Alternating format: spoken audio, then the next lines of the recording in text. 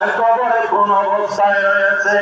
আল্লাহ এই যে 1 টাকা থেকে শুরু করে লক্ষ টাকা যারা দান করতেছেন, আল্লাহ এই দানের বদৌলতে আমাদের মুরব্বী যারা কবর শুয়ে আছে, আল্লাহ তাদের দরজা বুলন্দ করে দাও। আল্লাহ তাদের কবরকে বেহেশতের বাগান বানাই দাও।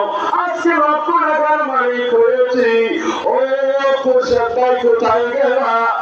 ও সৈয়দ মুসা সাহেব, এই যে মগরাত পর্যন্ত কয়েকদিন আগে মাহফিল সবের জন্য এই মিটিং করতেছে। মাহফিল কিভাবে হবে, পৌঁছবাদের মেহমানদেরকে কিভাবে মেহমানদারি করবো, আর হঠাৎ কেমন মেহমানরা কিভাবে মেহমানদারি করবো। আমার ভূমিকা মেহমানদেরকে কিভাবে মেহমানদারি